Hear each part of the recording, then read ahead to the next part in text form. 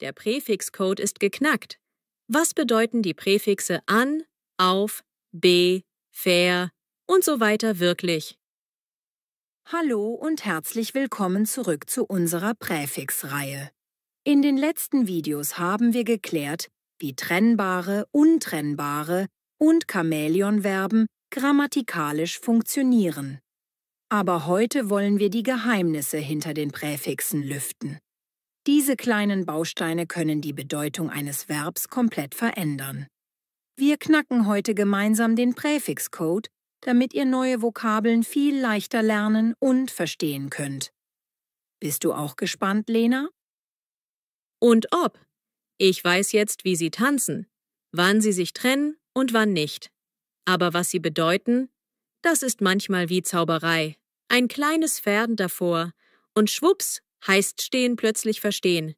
Wie soll man da hinterherkommen? Gibt's da Tricks? Keine Zauberei, aber du hast recht, es wirkt manchmal so. Die gute Nachricht? Ja, es gibt Muster, typische Bedeutungstendenzen der Präfixe. Wenn du die kennst, ist es wie ein Schlüssel, um viele neue Wörter zu entschlüsseln. Es erleichtert das Lernen ungemein. Okay, her mit dem Schlüssel. Ein Präfixlexikon quasi. Genau. Fangen wir mit ein paar häufigen trennbaren Präfixen an.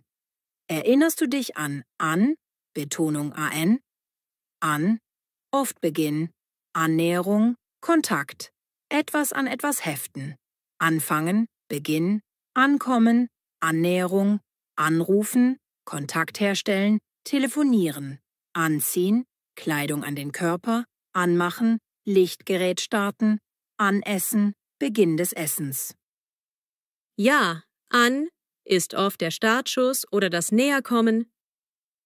Genau. Jetzt wird es spannend mit auf, Betonung, auf. Auf, oft Öffnung, etwas nach oben, plötzlicher Beginn, Ende, ganz, komplett. Aufmachen, Öffnung, aufstehen, sich erheben, nach oben, aufessen, alles essen, Ende, aufhören, enden, auflachen, plötzlich lachen, Beginn. Siehst du den Kontrast? Anfangen ist der Beginn, aufhören das Ende. Anessen ist der Beginn, aufessen das Ende. Stimmt. Auf, oft wie hoch oder offen, aber auch fertig. Der Kontext ist entscheidend. Absolut. Nehmen wir aus, Betonung aus. Aus, meist Bewegung nach draußen. Ende, leeren, entfernen, abschalten, ausgehen, hinausgehen, aussteigen, hinaussteigen, austrinken, leer trinken, ausmachen, ausschalten, aussehen, erscheinen, nach außen wirken, ausruhen, sich komplett erholen. Was könnte auspacken bedeuten, denkst du? Aus wie raus. Also etwas rauspacken aus einer Kiste oder Tasche? Auspacken. Perfekt. Siehst du? Es funktioniert. Weiter mit ein, Betonung ein. Ein, oft Bewegung hinein, Eintritt, Beginn des Ankommens, Involvierens. Einsteigen, hineinsteigen. Einkaufen, Waren hineinlegen, besorgen. Einschlafen, in den Schlaf hinein. Einladen, zu sich hereinbitten. Ein wie rein. Logisch. Mit, Betonung mit, ist ein Freund für zusammen, Begleitung, mitkommen, mitmachen, mitbringen. Mit gleich zusammen. Einfach.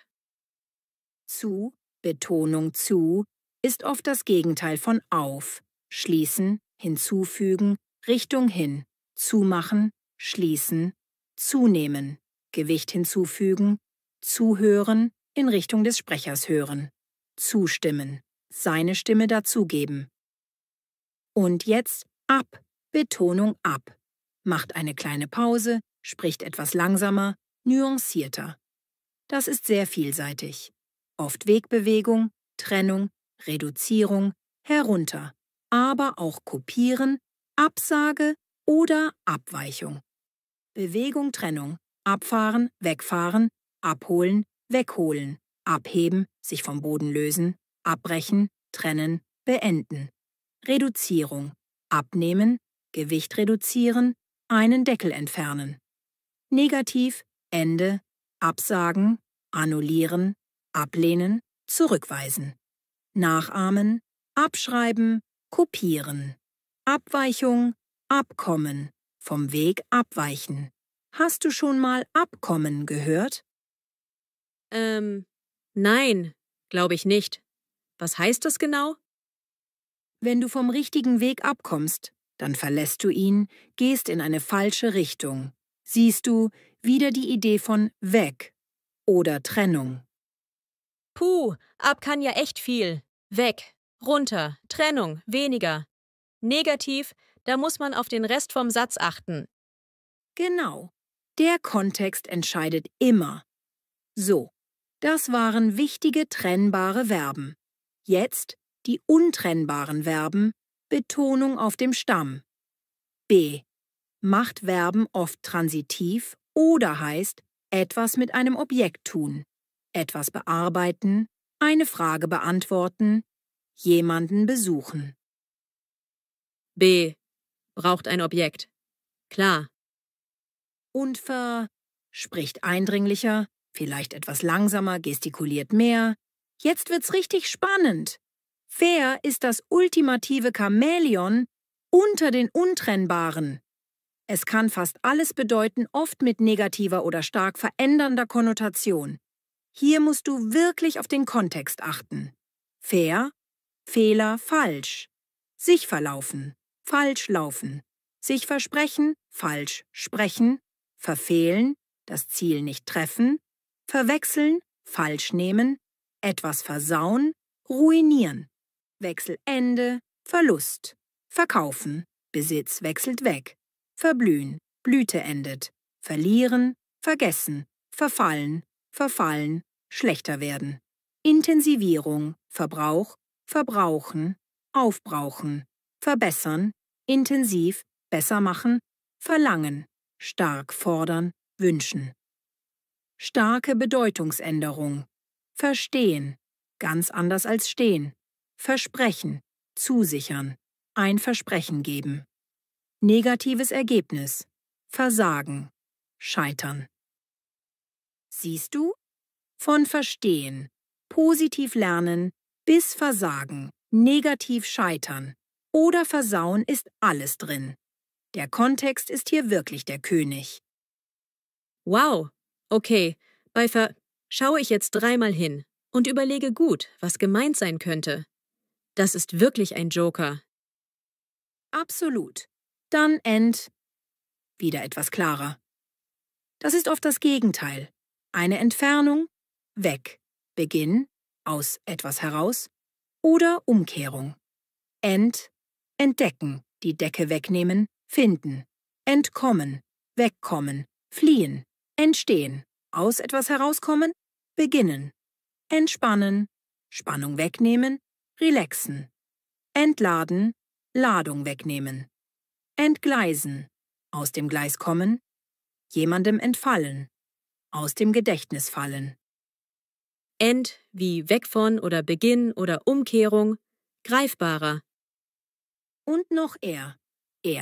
Signalisiert oft das Erreichen eines Ergebnisses. Positiv, erfolgreich oder final. Erzählen, Ergebnis, Geschichte. Erfinden, Ergebnis, Erfindung. Erreichen, Ergebnis, Ziel. Erkennen, Ergebnis, Identifikation. Erlernen, Ergebnis, Fähigkeit. Aber auch jemanden erschlagen. Finales, tödliches Ergebnis. Wie Ergebnis. Verstanden. Genau. Gleich Zerstörung, zerbrechen, zerstören, zerschneiden.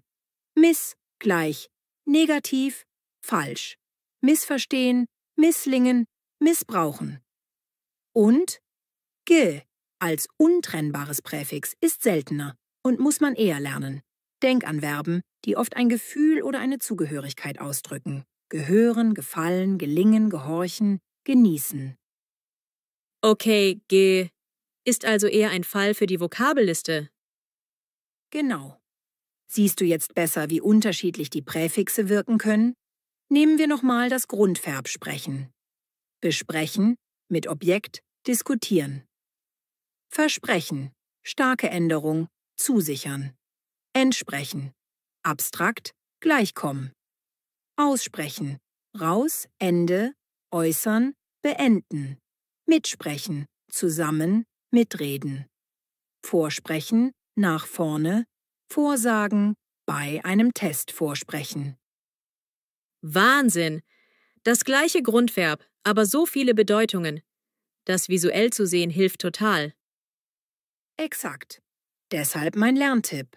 Lerne Verben mit Präfix immer im Kontext. Achte auf die typischen Bedeutungen der Präfixe. Das kann helfen, aber verlass dich nicht blind darauf. Erstelle dir Mindmaps oder Listen. Super Idee. Das mache ich. Können wir kurz testen, ob ich die Richtung erraten kann? Klar. Schneller Test für alle. Was bedeutet wegwerfen? A. Beginnen. B. Weglegen. Entsorgen. C. Zurückkommen. Schreibt A, B oder C in die Kommentare. Lena, was sagst du? Weg heißt fort. Also B. Weglegen, entsorgen. Perfekt. Und beibringen? Präfix bei, trennbar. A. Mitnehmen. B. Lehren. Nachweisen. C. Schließen. Eure Antworten in die Kommentare. Lena? Bei klingt nach dazu. Wissen dazugeben. Also lehren, jemandem etwas dazugeben. An Wissen oder Beweisen. Also B. Exzellent erklärt. Genau das ist die Logik dahinter. Siehst du, das Prinzip hilft. Ja, total. Also mein Fazit für heute. 1. Präfixe geben dem Verb oft eine neue Richtung, Bedeutung. 2. Es gibt typische Bedeutungstendenzen. An, Kontaktbeginn, auf gleich hoch, öffnen, Ende. B mit Objekt, wer. Sehr vielfältig, Ente weg, Beginn, Umkehrung, er. Ergebnis. 3. Diese Tendenzen helfen beim Lernen, aber jedes Verb muss einzeln im Kontext gelernt werden. Ich merke richtig, wie die Präfixe jetzt anfangen, sich mit Wörtern zu verbinden, die ich schon kenne. Gestern habe ich zum Beispiel „Ich muss den Müll runterbringen“ gesagt. Klar, runter wie nach unten und bringen. Genau das ist es, wenn diese Verbindungen im Kopf entstehen. Das war eine Tour de force durch die Präfixbedeutungen. Natürlich gibt es noch viel mehr Nuancen, aber das ist eine super Basis. Definitiv. Danke, Anna. Jetzt fühle ich mich viel besser gerüstet, neue Vokabeln zu lernen. Sehr gern. Und ihr zu Hause? Welches Präfix findet ihr am schwierigsten zu verstehen? Oder habt ihr eine gute Eselsbrücke für eine bestimmte Bedeutung? Teilt eure Gedanken und Fragen in den Kommentaren. Welches Präfix macht euch die meisten Probleme? Welches Verb mit verfindet ihr besonders verwirrend oder habt ihr neu gelernt? Schreibt uns eure Beispiele und Fragen. Und welches Grammatik- oder Vokabelthema sollen wir als nächstes knacken? Wenn euch dieser Präfix-Code-Guide gefallen hat, Daumen hoch, Kanal abonnieren und Glocke aktivieren. Danke fürs Zuschauen, viel Erfolg beim Vokabellernen und bis bald. Tschüss! Und passt auf die kleinen Präfixe auf. Die haben's manchmal echt in sich.